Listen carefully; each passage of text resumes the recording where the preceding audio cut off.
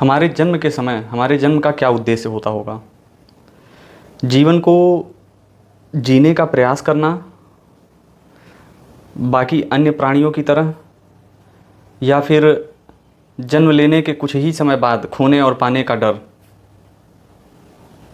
समाज का डर, कुछ न कर पाने का डर, सफलता का डर, असफलता का डर, या फिर जीवन को हम कैसे जीने योग्य जी सकें इसका डर। अगर आपके मन में आखिरी वाला डर है कि मैं जीवन को अपने ढंग से जी नहीं पाऊंगा, तो फिर आप ऐसी कैटेगरी में आते हैं जिस कैटेगरी में शायद दशमलव में भी लोग नहीं हैं। ऐसा मैं इसलिए कह रहा हूँ क्योंकि इस दौड़ती भागती दुनिया में आप किसी एक चौराहे पर अगर 10 मिनट के लिए बैठेंगे, अक्सर शहर में हर चौराहे पर वो लोहे वाली जो सीटें होती हैं, उस पर बैठकर आप अगर 10 मिनट कुछ और मत करिए, सिर्फ देखिए गाड़ियों को आते जाते, मैं दावे के साथ कह रहा हूँ 2 से 3 दिन के बाद आप कुछ ऐसा रियलाइज़ कर जाएंगे जो आपको लगेगा कि आप जीवन नहीं जी रहे हैं। एक तो ऐसी ज़िंदगी हम जी नहीं पा रहे हैं, जो हमें चाहिए वो हमें मिल ही जाए।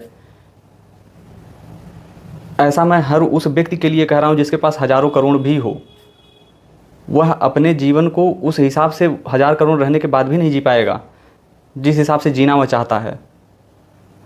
अक्सर लोगों को आप कहते पाएंगे, वे कहते हैं कि जीवन में मुझे तब तक कमाना है जब तक मैं उस स्टेज पर ना पहुंच जाऊं जो मुझे और मेरे परिवार को चाहिए, मैं तुरंत दिला सकूं। तो मैं कहता हूं मित्र, तुम गलत हो।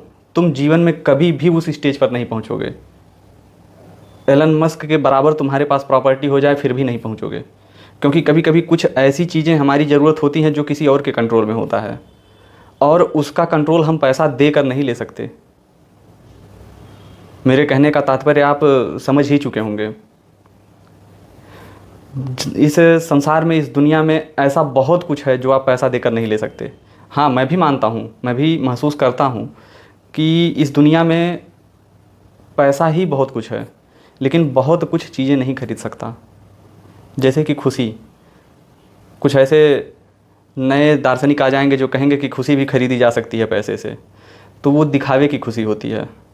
आप आंतरिक खुशी को सच में पैसे से नहीं खरीद सकते आज भी।